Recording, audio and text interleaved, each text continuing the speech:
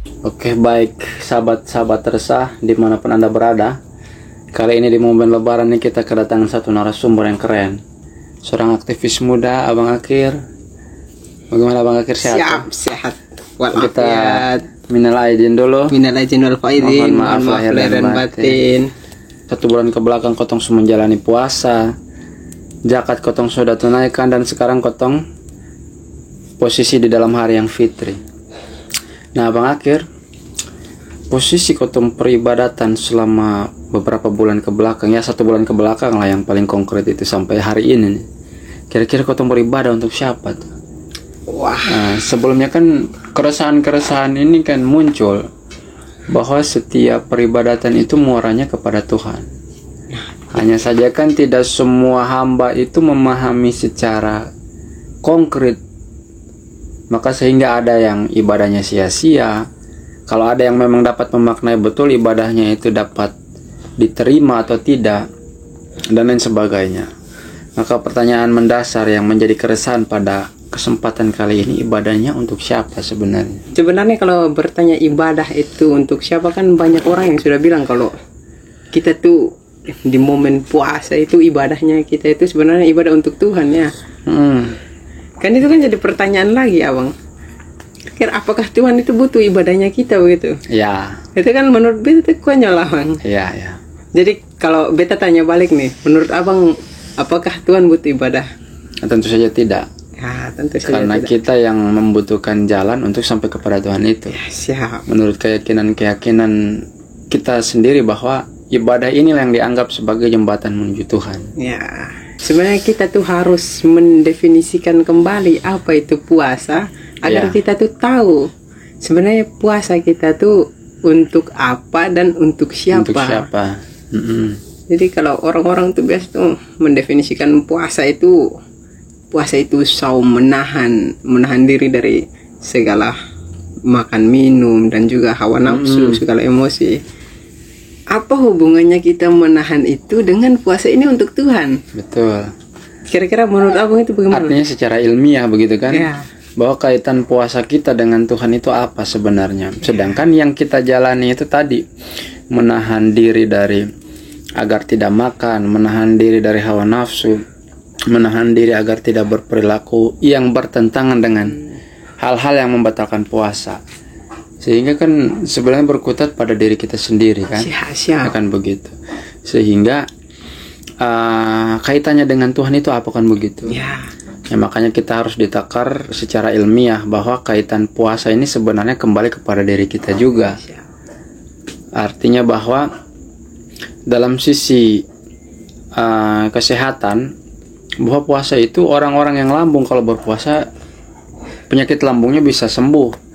Karena di sana ada kontrol-kontrol makanan yang memang harus kita jaga. Siap. Begitupun kontrol-kontrol pikiran. Siap. Karena lambung itu biasa saja bisa jadi datang dari pikiran yang rumit. Siap. Pikiran yang stres dan lain sebagainya. Ya, berarti karena puasa itu kita kurang memikirkan berbagai hawa nafsu ya. Hal-hal yang negatif toh. Jadi kalau sebenarnya menurut beta itu, Abang, puasa itu, kalau beta mendefinisikan kembali puasa itu sebenarnya simpel sekali. Puasa itu puas. Kalau kita menghubungkan puasa dan puas, jadi puasa itu sebenarnya puas, kita puas dengan segala nikmat yang sudah Tuhan berikan. Ya. Nah, jadi puasa itu makanya dibilang puasa itu untuk Tuhan, karena kita sudah puas, kita bersyukur. Jadi sebenarnya puasa itu pendalaman rasa syukur kita kepada Tuhan. Bukan pendalaman atau bukan memperkuat kita punya iman dengan cara menahan segala hawa nafsu, tidak. Tapi dengan kita memperbanyak atau memperdalam kita rasa syukur dengan Tuhan. Pembahasan tentang puasa ini menarik, Abang. Karena momen puasa ini banyak orang yang akhirnya menimbulkan intrik-intrik kayak, oh ternyata sholat tarawih itu sunnah. Iya. Nah, kemudian ibadah sholat Idul Fitri juga sunnah. Kemudian akhirnya hal-hal sunnah kemudian mengganti hal-hal yang wajib. Kemudian ada hal-hal wajib yang terlupakan, Abang. Iya. Sebenarnya menurut beta ibadah yang utama sebagai manusia itu sebenarnya bukan ibadah kepada Tuhan begitu. Nah ini kalau orang dengar tuh mungkin agak Pasti agak salah kaprah. salah kaprah dan dianggap melenceng. Ya, dianggap melenceng. Coba pendalamannya bagaimana kira-kira? Sebenarnya karena kita hidup dengan jubah kemanusiaan, istilahnya begitu ya. Kita hidup sebagai manusia. Jadi Tuhan itu sudah kasih kita jalan untuk mendalami hal-hal tentang kemanusiaan. Yang kita bisa sebut dengan moralitas, Abang. Iya. Ya, jadi kita hidup sebagai manusia, berlaku selayaknya manusia. Jadi agama itu merupakan term-term atau aturan-aturan yang tidak boleh kita lewati, begitu. Ya. Jadi jangan sampai kita ibadah menuju Tuhan tapi kita melupakan hal-hal kemanusiaan. Akhirnya ada yang sholat taraweh, kemudian ada yang tidak sholat taraweh. Yang sholat taraweh ini katanya lebih mulia, tapi akhirnya ternodai, istilahnya begitu. Dia ternodai sama berbagai perkataan yang keluar. Kalau tidak sholat taraweh, buat apa dia tidak sholat taraweh tuh? Dia tidak puasa, dia mokel, istilahnya mokel, orang Jawa bilang tuh mokel, makan di siang bolong tuh. Jadi sebenarnya kan kalian bukan mendekatkan diri kepada Tuhan, tapi puasa itu buat kalian lupa kalau Tuhan itu selalu dekat. Iya. Artinya bahwa fenomena-fenomena yang istilahnya bertentangan dengan puasa Ramadan yang tadi seperti dilakukan oleh orang-orang yang makan di siang hari, tidak tarawih, tidak sholat tadi tuh. Iya. Artinya bahwa ini orang-orang yang secara kasat mata kita sudah tahu bahwa dia ini melanggar apa yang sudah ditetapkan. Siap. Sehingga kita yang berpuasa ini menilai buruk terhadap mereka, kan begitu. Padahal kita tidak tahu bahwa fenomena yang mereka lakukan ini bagian daripada ujian untuk kita juga bisa menahan diri, kan begitu. Terus ada satu pengkeresan, Abang. Menurut Abang, apakah manusia itu punya layak untuk memiliki perangkat untuk menilai manusia lain, begitu? Ada satu istilah begini. Jangan pernah sesama murid itu mengisi nilai rapot sesama murid, kan begitu. Ya, siap. Nah, karena yang lebih layak punya kapasitas untuk menilai dan menulis angka di dalam rapot itu adalah guru, kan begitu. Jadi sesama murid kan tidak mungkin kita menulis angka-angka itu di rapot murid yang lain. Kita juga belum tentu tahu nilai kita ini kan berapa. Sehingga kalau ditanyakan kepada saya bahwa penilaian itu ya manusia tidak punya kapasitas untuk memberikan penilaian. Dan seringkali itu terjadi. Bahwa dalam puasa itu semua aspek istilahnya itu hal-hal yang bertentangan dengan puasa itu ditutup, namun kita tergoda oleh kelakuan-kelakuan sebagian manusia lain yang justru menghambat puasa kita itu tadi. Harusnya kan sebenarnya kita dapat nilai 100, tapi karena hal-hal side story, cerita-cerita sampingan, akhirnya nilainya berkurang gitu. Dari bisa turun sampai dari 80 ke 70. Iya. Itu kan menurut saya itu rugi sekali itu. Berarti tidak semua orang yang berpuasa itu akan mendapatkan nilai yang baik menurut beta. Kalau misalkan ternyata orang-orang yang berpuasa pun masih lupa dengan hal-hal yang menghambat puasanya itu sendiri. Siap. Sebenarnya Abang, jangankan kita bicara soal nilai dari puasa, nilai dari setiap ibadah itu sebenarnya bukan 1, 2, 3, nilainya tuh misteri. Jadi nilai itu sangat misteri. Tak terduga ya? Ya, tak terduga. Jadi sebenarnya tuh mau sebanyak apapun ibadah, sebanyak apapun sholat, itu belum tentu masuk surga. Siap. Ini menuju ya. Terus. Iya, karena kalau Tuhan hitungan seperti itu, misalnya kita yang Muslim ini dalam pandangannya, oke, kunci masuk surga itu adalah syahadat, begitu. Berarti kita sudah punya pegang kunci nih. Sebenarnya kita tuh harus ingat, kita hanya pegang kunci. Ya, dia yang punya pintu. Yang izinkan kita masuk itu kan dia. Makanya, apalagi menurut beta yang paling menarik, Bang, misalnya orang-orang di luar kita nih, Muslim, apakah mereka itu nanti masuk surga? Menurut Abang bagaimana? Apakah mereka nanti, misalnya ada yang bilang mereka itu dicuci dulu di neraka dulu baru dimasukkan ke surga? Apakah menurut Abang begitu? Ini menarik karena begini. Saya juga sempat berpikir begini. Kalau Allah mau memasukkan Thomas Alva Edison ke dalam surga, ini kan tidak mungkin kita protes. Ya. Begitupun kalau Allah mau memasukkan dia dalam surga, Allah juga tidak dipaksa oleh siapa-siapa. Ya. Bisa saja Allah ini atau Tuhan menghitung bahwa dia ini sudah punya jasa banyak terhadap umat manusia. Dengan dia menciptakan lampu, orang bisa belajar, orang bisa mengaji malam-malam, orang bisa sholat malam-malam. Walaupun tanpa lampu pun orang bisa sholat, tapi setidaknya manusia semakin berkembangnya zaman tuh terbantukan oleh lampu yang diciptakan oleh Thomas Alva Edison, yang ditemukan oleh Thomas Alva Edison. Maka tidak semata-mata kita bisa istilahnya itu menjas bahwa selain daripada Islam itu masuk surga. Karena kan semuanya diukur dari asas kebermanfaatan dia selama di dunia tuh bermanfaat atau tidak, kan begitu. Ya, itu saya kayaknya beta juga sependapat dengan abang. Karena kalau seandainya hanya kita Muslim yang masuk surga, menurut beta itu Tuhan itu kejam. Siap. Ya, karena kita di Muslim ini kan, kita Muslim kan yang berapa, misalnya Indonesia 200 juta. Nanti berapa puluh juta itu atau 100 juta lah kita di Indonesia tuh, nanti sisanya tuh masuk neraka gitu. Sedangkan begini, kita bisa bicara Indonesia ini kan kita bicara pasca kemerdekaan. Ya. Sebelum kemerdekaan itu kan kita seringkali sebut itu Nusantara, Kepulauan Nusantara.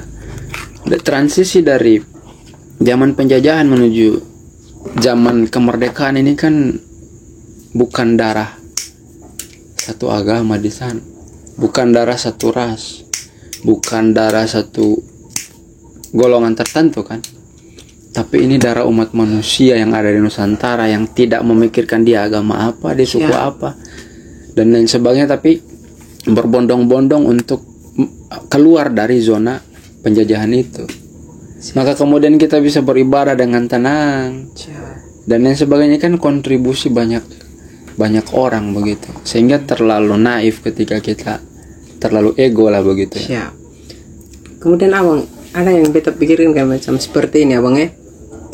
Kira-kira kita semua ada dalam bermacam-macam agama kemajemukan seperti ini.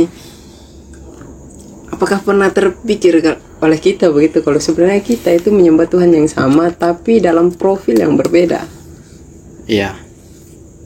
Jangan sampai karena profil yang berbeda itu hanya karena satunya pakai gamis, satunya pakai misalnya satu pakai baju koko, kemudian satu pakai jas, kemudian ada satu pakai sutra. Jadi kita itu berkelahi karena pakaian, karena profil. Padahal orang di balik profil atau esensinya itu sama begitu. Jangan sampai atau misalnya begini abang, bagaimana kalau kita balik begitu? Apa yang terjadi kalau ternyata agama kita itu bukan yang benar? Ternyata Kristen yang benar atau agama lain yang benar. Posisi kita nanti misalnya di akhirat nanti bagaimana begitu? Apakah kita tidak pernah berpikir untuk memanusiakan mereka? Kita tuh selalu membagi manusia berdasarkan foto profil. Harusnya kan tidak begitu. Kita tuh harusnya membagi manusia berdasarkan kemanusiaan. Nah, kita kan sama-sama manusia. Entah kita berbeda agama atau apapun itu, kan buat apa kita bagi-bagi begitu? Begini. Jadi istilahnya itu cukuplah kita menjadi munafik di dunia, jangan sampai kita menjadi munafik di akhirat. Contoh sederhananya begini, kita menganggap bahwa kita paling benar. Ujung-ujungnya nanti pas di akhirat ternyata kita ini salah. Lalu kita tuh itu saudara kita juga tuh ya. Ternyata orang lain yang benar nih ceritanya. Saya juga pernah, saya menyembah juga saya istilahnya mengimani juga nabi mereka dan lain sebagainya. Artinya kita berusaha untuk kita juga dapat diterima karena kita juga mengimani nabi-nabi mereka. Ini kan otomatis kita menjadi orang yang munafik di akhirat juga kan? Ya enggak sih? Betul. Jadi cukuplah munafik di dunia, jangan sampai akhirat. Karena klaim kebenaran ini yang kadang-kadang membuat orang tuh menjadi tersesat justru. Nah itu abang, ada bukunya ini Profesor Ngainun Naim, itu pluralisme agama. Itu dia menjelaskan kalau konflik antar agama itu terjadi karena truth claim dan salvation claim gitu. Klaim tentang kebenaran sama klaim tentang jalan keselamatan. Jadi masalahnya itu sebenarnya bukan pada klaim kebenarannya, atau bukan pada kebenaran, dan juga bukan pada jalan keselamatannya. Masalah sebenarnya itu pada klaim. Klaim, karena masing-masing itu mengklaim dia yang paling benar begitu. Sebenarnya begini, bagaimana kalau ternyata semuanya benar? Nah, tapi ada yang paling benar, tapi semuanya itu benar. Itu kan nanti ternyata harusnya kita tuh bisa di dunia tuh bisa dapat nilai 100 karena kita di posisi klaim paling benar. Jadi yang benar-benar yang lain ini dikasih salah. Akhirnya harusnya kita di tempat yang bagus, kita jatuh di tempat yang kurang beruntung gitu. Karena kesalahan-kesalahan kita sendiri. Kemudian kalau menurut abang begini bagaimana? Ada satu cerita tentang seorang perempuan nih. Dia tuh tiap hari itu selalu kasih makan orang, selalu berbuat baik, tapi dia tuh bukan muslim. Apakah menurut abang itu suatu saat dia ketika meninggal dicuci dulu di neraka begitu? Ya kalau misalkan ini kan pada fase atau tahapan penghakiman tentunya kan.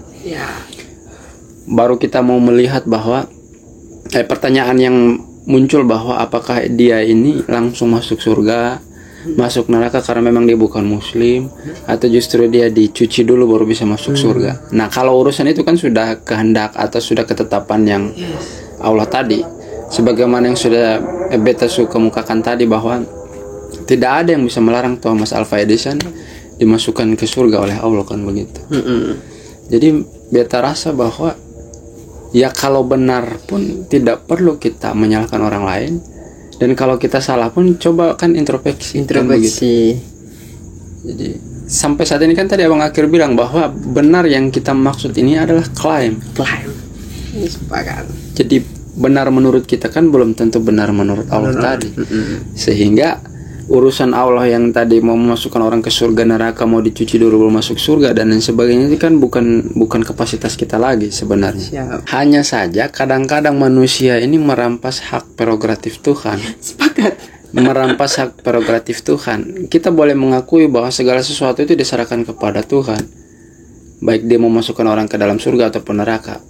Tapi selama kita perjalanan, kita merampas hak Tuhan untuk menilai orang-orang itu tadi. Sedangkan pada aspek penghakimannya kita sudah serahkan. Tapi pada perjalanan hidup kita selalu saja menilai orang itu salah dan kita yang benar. Ya begitu-begitu terus, sehingga berujung pada istilah-istilah tren sekarang itu kafir yang sedang diperdebatkan dan sebagainya, kan begitu. Abang tahu tidak, sebenarnya Tuhan itu dekat sekali dengan kita. Tapi banyak orang yang membuat dia jauh ya. Bukan dia yang menjauh, mereka yang menjauh. Jadi manusia yang membuat Tuhan menjauhkan diri begitu. Jadi saking dekatnya Tuhan itu, dengan perkembangan teknologi sekarang Tuhan pun bisa ditelepon. Iya. Termasuk orang yang lebaran tanggal 5. Telepon Tuhan dulu. Jadi kalau menurut beta kondisi-kondisi seperti itu ketika mereka mendalami agama tapi dengan menghayal, akhirnya munculnya halusinasi.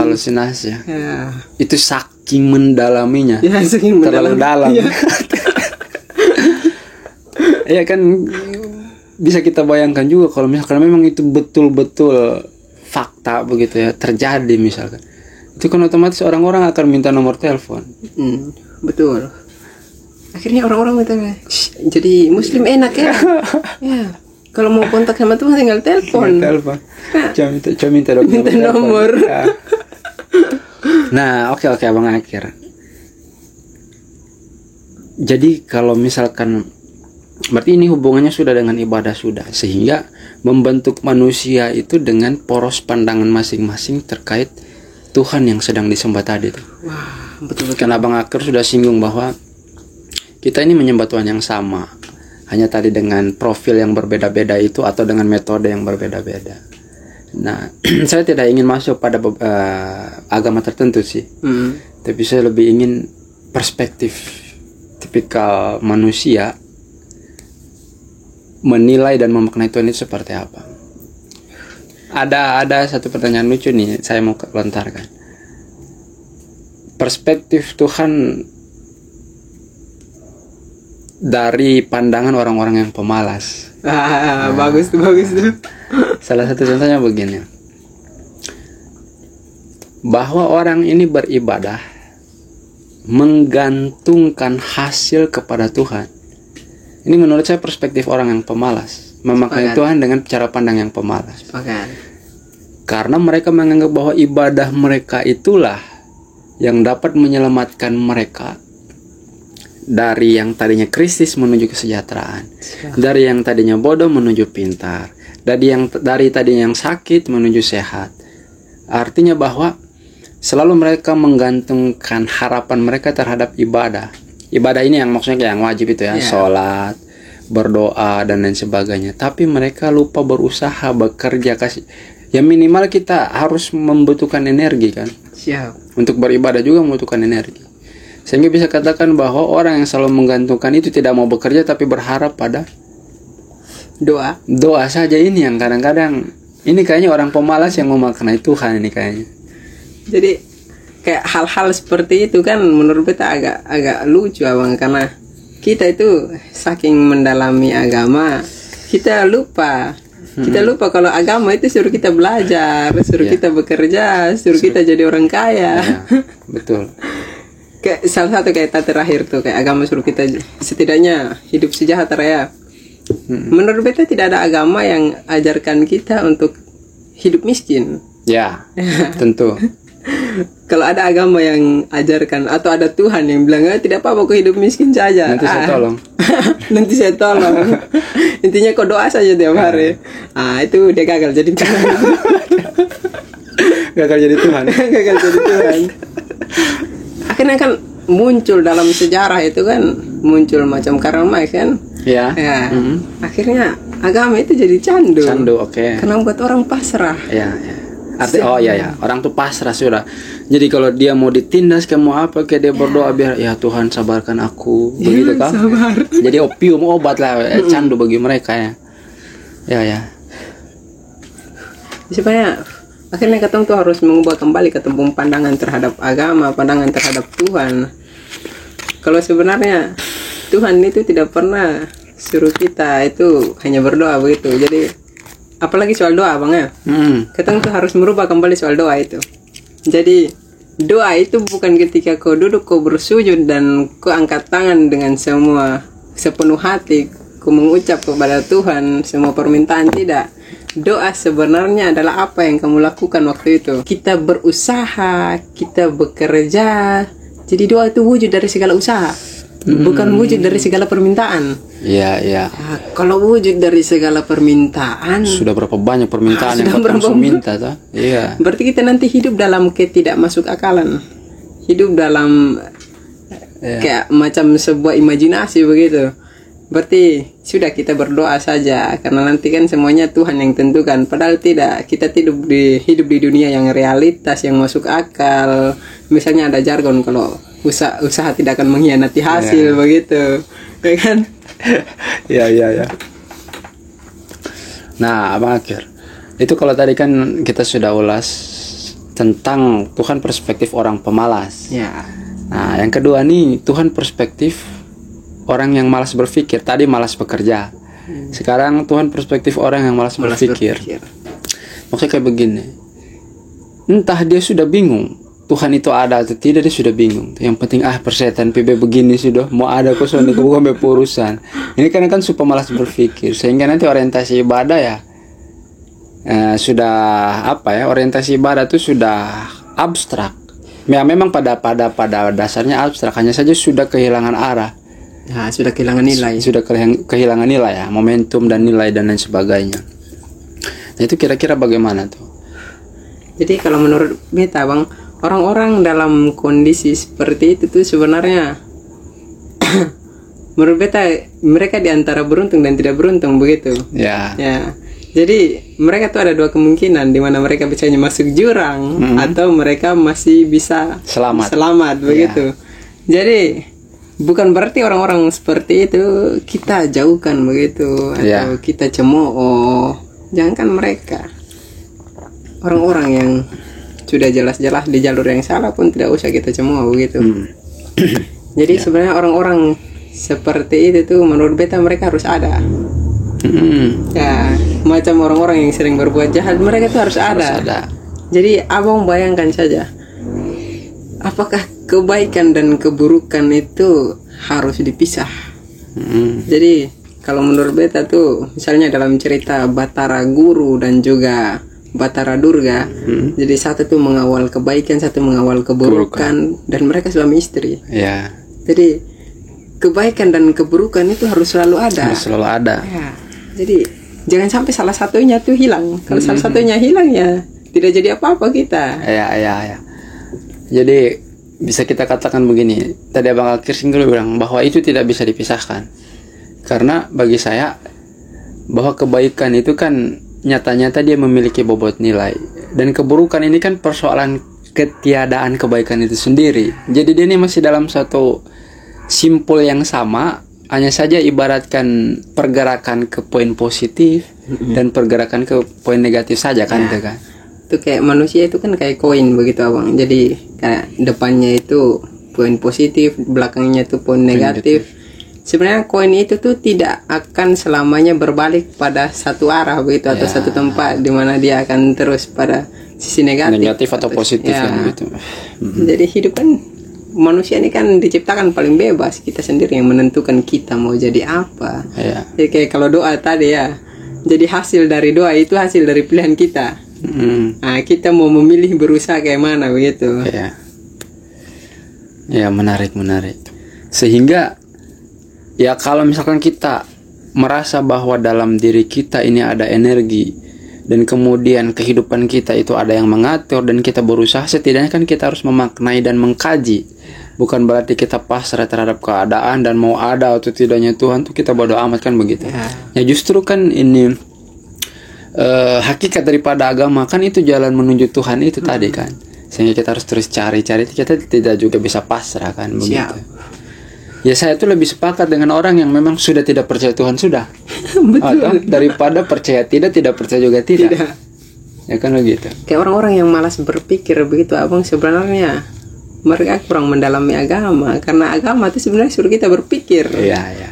Jadi orang-orang yang tidak berpikir atau sudah malas sama agama, malas sama Tuhan, ya ibadahnya begitu-begitu aja. Itu kita harus ukur tingkat kecerdasan itu sampai mana. Jangan-jangan di bawah rata-rata begitu. Menurut saya ini sudah terlalu banyak sekali. Ya kalau kita tuh biasa sebut aliran, ya kan. Kita sering kita sebut dengan aliran. Aliran ini yang justru membuat orang itu bingung sebenarnya. Sepakat. Ya kan.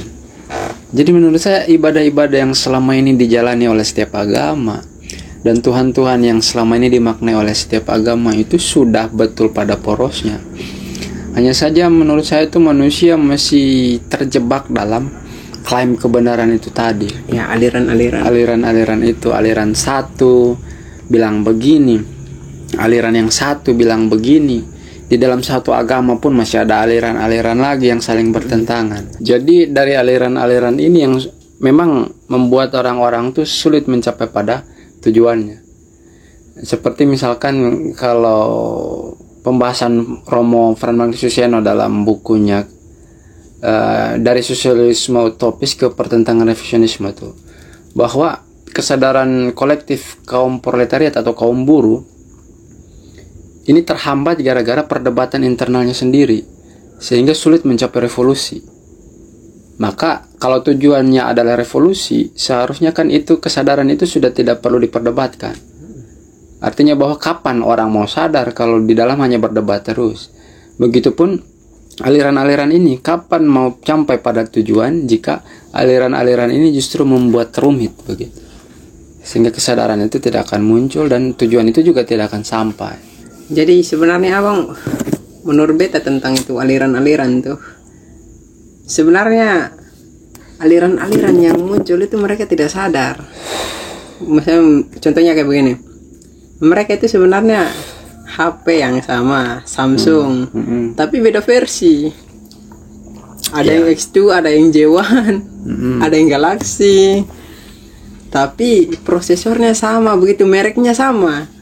Nah, itu harusnya dimaknai kalau mereka itu sama, hanya aplikasinya berbeda. Beda-beda. Dan itu selama bukan hal-hal fundamental tentang Tuhan atau tentang syahadat, itu tidak masalah. Tapi kalau hanya pengaplikasian jalan menuju Tuhan, tidak masalah. Itu yang menurut beta diartikan sebagai perbedaan yang memecahkan. Iya. Harusnya perbedaan itu kan membuat indah. Wah, pelangi, kalau satu warna kita tidak sebut pelangi. Iya. Nah, akhirnya agama pun begitu. Agama pun harus bermacam-macam warna. Jadi agama ini hampir beberapa bagian itu habis berdebat. Ya, Dan sepakat. bagian yang lain tuh justru segelintir orang yang beruntung yang bisa sampai pada, atau sekian persen yang lebih sedikit daripada orang-orang yang sibuk berdebat itu. Jadi kalau misalkan kita mau pesimis, ya pasti akan ada sedikit orang yang selamat. Itu pun dari golongan yang berbeda-beda. Karena sebagian banyak orang yang lain tuh sibuk berdebat dengan klaim kebenaran tadi. Yang klaim kebenaran, jalan keselamatan, dan lain sebagainya. Tapi satu hal yang beta yakin ya bang, kalau semua orang itu akan selamat. Semua orang akan selamat, entah dengan cara bagaimana bang. Jadi sebenarnya kalau kita menanamkan dalam kita punya diri semua orang akan selamat, kita tidak akan betul menaruh orang sebagai sesuatu yang berlumpur, sesuatu yang kotor. Coba abang misalnya begini, ada satu kisah begini tentang seorang perempuan. Dia tuh sangat menutup diri, dia tuh sangat menjaga dia punya kehormatan. Kemudian ada satu waktu di mana dia keluar rumahnya untuk pergi berbelanja begitu. Tapi di waktu itu dia tuh diperkosa dan dia tidak bisa buat apa-apa. Nah, yang jadi pertanyaan tuh, apakah waktu itu dia berdosa? Karena dia diperkosa begitu. Karena dia tidak bisa mampu menjaga diri. Karena dia sudah tidak suci lagi, dia tidak sama. Akhirnya orang-orang tuh memandang dia tuh buruk. Menurut abang, orang-orang yang tidak suci lagi itu bagaimana? Orang yang tidak suci ini kan orang yang sengaja sebenarnya. Kalau misalkan suci secara kehormatan, misalkan bahwa kesucian perempuan itu diukur dari alat kelaminnya, Sepakat. ini kan tidak bisa juga. Sepakat. Karena kan sebenarnya kesucian itu harus dipukul umum, mau laki-laki perempuan tuh kesuciannya tuh, bicara kesucian tuh dia pada aspek yang sama karena dia dua-duanya manusia kan begitu. Jadi tidak juga bisa diukur dari alat kelamin. Apalagi sampai hal yang kayak tadi dari kisah itu. Begitu. Jadi sebenarnya semua orang tuh suci. Iya. Ya, dia mau janda kah, dia mau pembunuh kah, dia mau pemerkosa, semua manusia itu suci. Yang tidak suci itu klaim tentang kesucian. Iya. Karena orang-orang yang mengklaim kalau mereka itu tidak suci, terus sebenarnya mereka suci. Mereka sama-sama manusia kok. Karena ya itu tadi, ya itulah bagian daripada pernak-pernik pandangan manusia terhadap satu aspek begitu ya. Karena memang mau tidak mau kita harus jujur bahwa dogma agama itu kalau kita tafsirkan dengan baik, justru saya berpandangan itu dogma, betul dogma, tetapi justru menyelamatkan kita atau justru membebaskan kita. Karena kan kalau pandangan cara umum bahwa dogma itu kan mengkerangkeng kan. apa istilahnya tuh mengurung manusia sebenarnya dalam metode-metode atau aturan-aturan tertentu saja. Kalau keluar dari itu ya dosa. sudah melenceng, sudah entah dosa atau apapun itu kan sudah melenceng. Padahal justru dogma itu membebaskan. Itu kan macam soal teologi pembebasan. Nah, kalau Tuhan itu membebaskan begitu. Ya itu kan sebenarnya teologi pembebasan ini muncul untuk menentang komunisme begitu. Jadi teologi pembebasan ini dia menentang kalau agama itu sebagai candu, agama itu ini mengengkang ini pendidikan atau intelektual macam masa-masa pencerahan di Eropa. Jadi kalau dalam teologi pembebasan itu sebenarnya agama manapun menyuruh kita belajar, menuntut ilmu, jadi kaya. Makanya kalau dalam agama ya jangan pasrah, jangan melewati batas-batas kemanusiaan begitu. Artinya kehadiran agama itu kan justru untuk membebaskan kita kan, bukan untuk mau mengurung kita pada satu aturan berpikir tertentu. Ini menarik tuh Abang, kalau sampai agama itu mengurung kita dalam satu aturan berpikir tertentu. Sedangkan kita ini hidup dalam kebebasan yang nyata. Jadi kalau sampai agama itu mengekang kita, berarti harusnya dia tidak layak jadi agama. Dia lebih layak jadi penjara. Ya, lebih layak jadi penjara. Kita sudah dikasih pilihan ya, kamu pilih yang mana? Terserah kau yang pilih yang mana. Setiap jalan itu kan punya muara. Dari situ saja sudah ada bibit-bibit kebebasan. Bibit-bibit kebebasan. Kita yang memilih kita yang ditindas atau tidak. Macam pemilu sekarang. Kita yang memilih untuk bertahan dalam ketertindasan atau bebas. Atau bebas dari segala belenggu oligarki, nepotisme dan lain sebagainya kan harusnya ke sana. Tapi ya pada faktanya ya mau dibilang terjebak juga bukan disengajai oleh masyarakat, tapi ritme dan dinamika ini kan dibangun oleh golongan-golongan tertentu saja kan. Sehingga saya potong sedikit. Bahkan sampai ke agama pun begitu. Sepakat. Sebenarnya umat itu tidak terjebak. Hanya saja ada monopoli. Orang yang katanya cerdas, orang yang katanya memahami ilmu agama, orang yang katanya sebagai orang yang dipercaya dalam agama, urusan soal agama, khususnya di dunia kontemporer. Ini yang memonopoli agama itu sendiri. Sehingga masyarakat kan ya dengan awamnya, dengan ada yang bisa menilainya, dengan ada yang standar-standar saja kan semua terjebak. Akhirnya kan harusnya agama yang suruh kita untuk ikro, bacalah. Jadi menarik. Orang-orang tuh tidak mengartikan ikro, bacalah tuh sebagai belajar terus tanpa henti. Tapi sudah cukup belajarnya. Kayak sudah kalau di sekolah, masa sekolah kita diajarkan untuk membaca, selesai setelah kita tahu membaca, kemudian kita tidak pernah membaca lagi. Akhirnya apa? Ribuan fakta yang kita kasih, apapun kenyataan yang kita tunjuk, mereka tidak membaca, tapi mereka merasa. Jadi akhirnya orang-orang seperti itu tuh, mereka tuh lebih gampang disentuh perasaannya daripada otaknya. Dan kadang-kadang orang jahat ini kan, kalau kita kasih siraman rohani, kita menakut-nakutinya dengan wah nanti kamu masuk neraka, segala macam. Ini kan kadang-kadang mereka juga tidak terima. Apa salahnya kita tuh memperbaiki cara berpikirnya kan begitu, bahwa contoh seperti mencuri, lu mencuri orang uang, lu sudah tahu kok bahwa itu orang tuh juga punya keluarga, dia mau kasih makan dia punya istri anak kah, atau istri dia mau kasih makan dia punya anak kah, atau mungkin dong tuh hidup pas-pasan segala macam. Kan dengan begitu tuh orang cara berpikir juga, oh ternyata membedakan baik dan buruk itu kita sentuh pikirannya juga. Itu bisa saja jadi. Jadi kan sebenarnya semua orang tuh dasarnya baik. Yang tidak baik itu keadaan dan penilaian. Penilaian ini kan kita pukul rata bahwa lingkungan sudah tahu. Artinya satu manusia atau kita pasti dilihat dan dinilai oleh orang lain. Sehingga penilaian ini kadang-kadang tidak objektif. Karena memang kita membutuhkan nilai objektif ini, hanya ada nilai dari Allah saja yang objektif. Kita manusia ini semua penilaiannya subjektif semua.